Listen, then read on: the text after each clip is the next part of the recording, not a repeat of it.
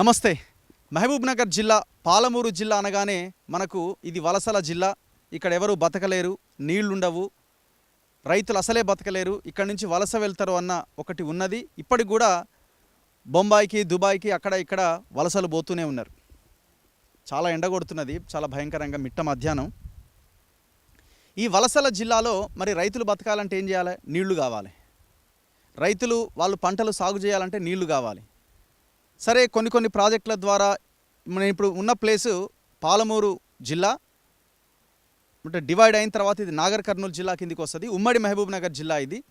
భూత్పూర్ మండలం మద్దిమట్ల అండ్ పాత మొల్గర, కొత్త మొల్గర ఈ గ్రామాల పరిధిలో నేను ఇప్పుడు ఉన్నా.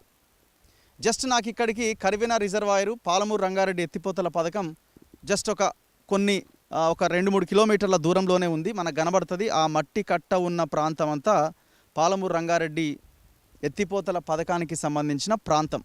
ఆ పక్కనే అది కరివెన రిజర్వాయరు. ఫస్ట్ నీళ్ళు వచ్చి పడేది ఆ కరివెన రిజర్వాయర్లోనే. సో ఇది పాలమూరు జిల్లా గొంతు తడారకుండా నీళ్ళు ఇస్తుంది అన్నది మనందరం చూస్తున్నాం. దానికోసం ఈ ప్రభుత్వం ఎంతో ప్రయత్నం చేస్తున్నది. గత 10 సంవత్సరాలుగా తెలంగాణ వచ్చినప్పటి నుంచి దీని మీద పెద్ద చర్చ నడిచింది. సరే, అది పక్కన పెడితే ఒకవేళ ఈ వలసలు నివారించడానికి ఏమో ప్రభుత్వాలు ఆ రకమైన ప్రయత్నం చేస్తున్నాయి. ఆ ప్రయత్నంలో ఎంతవరకు చిత్తశుద్ధి ఉన్నదని పక్కన పెడదాం. నేను ఇప్పుడున్న ఈ ప్రాంతం ఓ రియల్ ఎస్టేట్ వెంచర్. దాదాపుగా 305 ఎకరాల రియల్ ఎస్టేట్ వెంచర్ ఇది. 305 ఎకరాల రియల్ ఎస్టేట్ వెంచర్ ఇది. ఈ 305 ఎకరాల రియల్ ఎస్టేట్ వెంచర్ మీద ఇక్కడ ఉన్న కొంతమంది యువకులు నాకు, అన్న ఇది చాలా దారుణం, అసలు గ్రామ పంచాయతీ అప్రూవల్ లేదు, లేకపోతే మున్సిపల్ అప్రూవల్ లేదు, లేఅవుట్ లేదు, ఏమి లేదు, వాళ్ళే లేఅవుట్ వేసుకొని మొత్తం భూములన్నీ అమ్మేస్తూ ఉన్నారు, ఇక్కడ ప్లాట్లు చేసి అమ్మేస్తూ ఉన్నారు 150 గజాల చొప్పున అని నాకు కొంతమంది ఇక్కడున్న యువకులు నాకు చెప్పడం జరిగింది. నేను ఇవాళ మహబూబ్నగర్ కోర్టు ఉన్న నేపథ్యంలో ఆ కోర్టు పని అయిపోయిన తర్వాత ఇక్కడికి రావడం జరిగింది. ఎంత దారుణం అంటే అసలు ఎలాంటి పర్మిషన్స్ లేవు. ఎప్పటి వరకు లేవు? 2024 7వ నెల 12వ తేదీ వరకు ఎలాంటి పర్మిషన్స్ లేవు అని మున్సిపల్ అధికారులే తేల్చేసిరు. ఇది ఎట్లా నేను చెప్తున్నా అంటే, సమాచార హక్కు చట్టం 2005 కింద ప్రవీణ్ కుమార్ అనే ఒక అడ్వకేటు నేను సైతం సొసైటీ నుంచి ఆయన ఈ సమాచార హక్కు చట్టం కింద అడిగిండిగో 12/7/2024 జిల్లా పంచాయతీ అధికారి కార్యాలయం మహబూబ్ నగర్. ఏమన్నారు? విషయం సమాచార హక్కు చట్టం 2005 డి ప్రవీణ్ కుమార్ సమాచారం ఇచ్చుట కోరుట గురించి ఏమన్నాడు? డి ప్రవీణ్ కుమార్ అధ్యక్షులు నేను సైతం సొసైటీ మహబూబ్ నగర్ గారికి తెలియజేయనిది ఏమనగా, మీరు 4/4/2024 నాడు సమర్పించిన పిటిషన్పై తీసుకున్న చర్యల వివరముల తెలుపుట గురించి కోరుచున్నాం. ఈ విషయంలో మీరు సమర్పించిన పిటిషన్ పైన మండల పంచాయతీ అధికారి భూత్పూర్ గారిని విచారణకు ఆదేశించడం జరిగింది. వారు తమ విచారణలో incredible India projects private limited and Vasavi incredible developers LLP పేరిట శ్రీ మహమ్మద్ సలేముద్దీన్ అండ్ చంద్ర అభిషేక్ హైదరాబాద్ వారు గ్రామ పంచాయతీ మద్దిగట్ల మరియు పాత మొల్గర పరిధిలో సర్వే నెంబర్ 86P 111/P 112 114 115 118 ఇట్లా 121 123 124 128 ఈ సర్వే నెంబర్స్కి సంబంధించిన దాంట్లో దాదాపుగా 54 ఎకరాలలో లేఅవుట్ ఏర్పాటుకు నాలా కన్వర్షన్ పొంది టీఎస్బీ పాస్ ద్వారా కార్యాలయంకు 21/3/2024 నాడు ప్రతిపాదనలు పంపారు. కానీ అట్టి లేఅవుట్కు సంబంధించి ఇరిగేషన్ డిపార్ట్మెంట్ నుంచి ఎన్ఓసి పెండింగ్ ఉన్నందున ప్రస్తుతము లేఅవుట్ అధికారికంగా మంజూరు కానందున తాము కూడా లేఅవుట్ మంజూరు వచ్చే వరకు ఎలాంటి అభివృద్ధి పనులు చేయమని లేఅవుట్ యజమానులు లిఖితపూర్వకంగా తెలియజేశారని, మరియు పంచాయతీ కార్యదర్శి మద్దిగట్ల మరియు పాత మొల్గర వారికి లేఅవుట్ మంజూరు వచ్చే వరకు అక్కడ ఎలాంటి పనులు జరగకుండా చూసుకోవడానికి ఆదేశించడం జరిగిందని మండల అధికారులను ఆదేశించినట్టు జిల్లా పంచాయతీ అధికారి ఇచ్చినటువంటి సమాచార హక్కు చట్టం కింద ఇచ్చిన రిపోర్ట్ ఇది. అంటే నీకు 21/7/2024 దాకా ఇక్కడ ఎలాంటి పర్మిషన్స్ లేవు. నేనున్న ఈ క్షణం వరకు నీకు ఎలాంటి పర్మిషన్స్ లేవు. లేఅవుట్ పర్మిషన్స్ లేవు, గ్రామ పంచాయతీకి సంబంధం లేదు, మున్సిపల్ పర్మిషన్స్ లేవు, రెరా పర్మిషన్ లేదు, డిటిసిపి పర్మిషన్ లేదు, డిటిసిపి లేఅవుట్ పర్మిషన్ లేదు. దాదాపు 305 ఎకరాల్లో మొత్తం ఇక్కడ ఒక ప్రాజెక్ట్ని 305 ఎకరాలని అమ్మకానికి పెట్టేసిండు. అందమైన బ్రోచర్లతోటి ఎవరా ఈ పని చేస్తుందంటే వాసవి. ఈయన ఇంతకుముందు చదివిన చంద్ర అభిషేక్ అని ఉన్నాడు కదా, ఈ వాసవి ఆయన చుట్టమే ఈ అభిషేక్. ఈయన మనలాంటి వాళ్ళని వీడియోలు చేస్తూ ఉంటే వేరే ఈ పేడ్ ఛానల్ అని పిలిపించుకొని మా మీద బురద జల్లుతున్నారు, మేము చాలా గొప్పగా చేయబోతున్నాం అని ఈయన లెక్చర్లు ఇస్తూ ఉంటాడు యూట్యూబ్ ఛానల్స్లో. ఇగో ఆ మోతెవరే ఈయన, ఎవరు ఈ అభిషేక్ అన్నట్టు ఆయన. ఇగో ఇట్లా వీళ్ళు అందమైన బ్రోచర్లు వేసి ఇగో payment of options, rate per square yard 9,000. ఎట్లా పర్మిషన్స్ లేని ఎట్లా ఇస్తారు? Incredible India projects private limited, minimum square yards 150 square yards అట.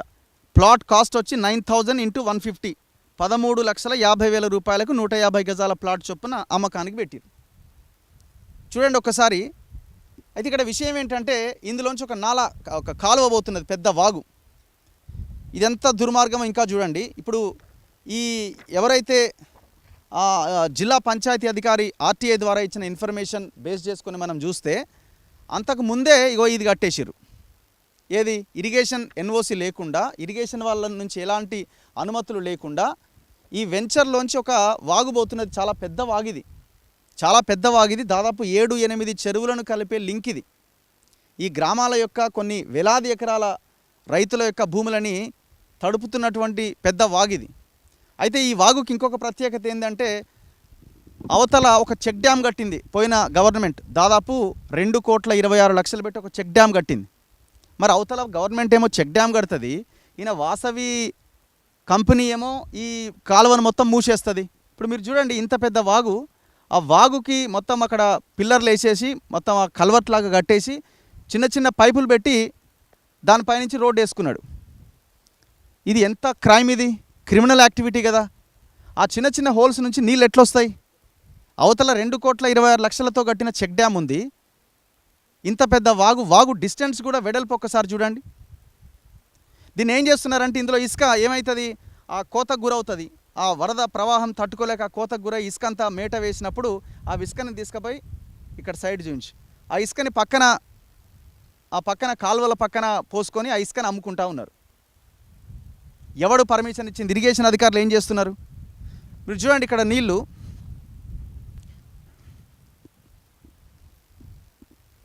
కాలువ ఇట్లా ప్రవహిస్తుంది మొత్తం. ఇప్పుడు మనం ఉన్నది కూడా ప్లాట్ కిందనే చూపించాడు. ఇప్పుడు మనం ఉన్న కాలువ మీద ఉన్నాం, మనము కాలువ మీద ఉన్న ప్రాంతాన్ని కూడా ప్లాట్ కిందనే చూపించండి. లేఅవుట్ చూపిస్తాం మీకు.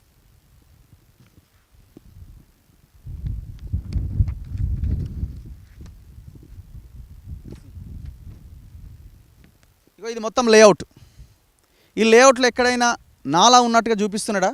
కాలువ ఉన్నట్టుగా చూపిస్తున్నాడా? ఆయన రేపు పొద్దున అంటాడు కాలువకు ముందున్న ప్రాంతమే నాది అని అంటాడు. దీనికి కూడా ఒక బఫర్ ఉంటుంది కదా. ఒకవేళ ఆ లెక్కన చూసుకున్నా ఎఫ్టీఎల్ ఏరియా ఉంటుంది కదా ప్రతి కాలువకి, ప్రతి వాగుకి. ఇది లేపిండు, అవతలది లేపేసిండు. ఇక దానికి అవతల ఉన్న రైతులకు అసలు ప్లేసే లేదు పోవడానికి.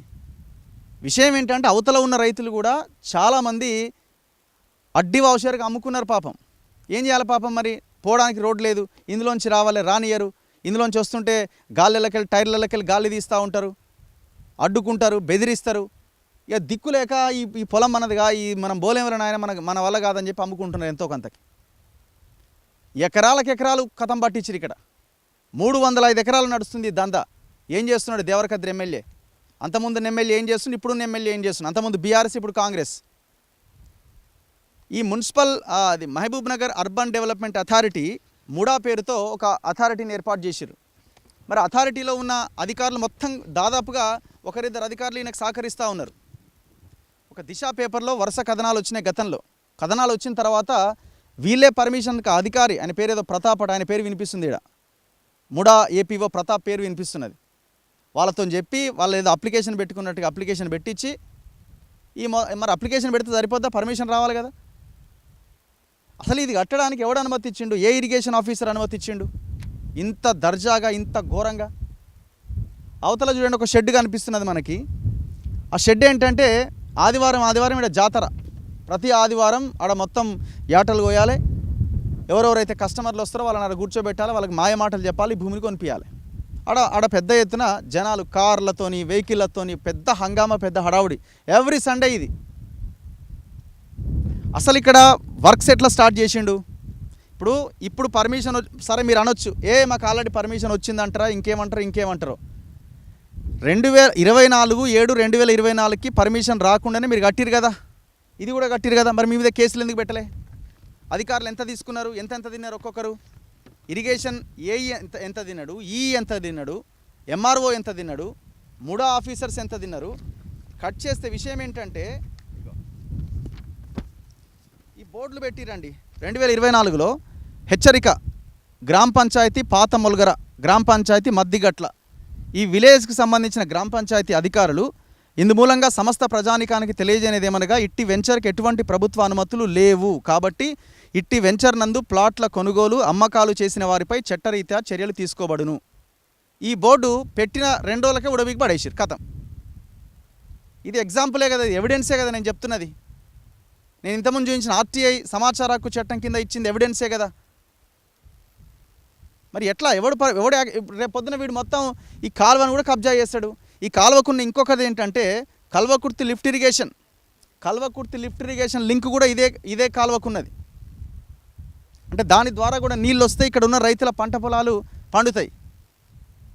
మరి ఆ కల్వకుర్తి లిఫ్ట్ ఇరిగేషన్ దాన్ని కూడా కథం పట్టిస్తున్నట్టే కదా. దీని మీద దర్జాగా రోడ్డు వేసి ఇప్పుడు దీన్ని ఏమంటారు, మళ్ళీ ఈడ కూడా ఇది మన ఏమంటాడు ఈయన లేక్ వ్యూ అంటాడు దీన్ని, లేకపోతే ఇంకేమని చెప్తావా? లేకపోతే ఒకసారి లోకల్ గ్రామానికి చెందిన కొంతమంది గ్రామ యువకులు కూడా ఉన్నారు, వాళ్ళతో కూడా మనం ఒకసారి మాట్లాడదాం. రండి బ్రదర్ ఒక్కసారి.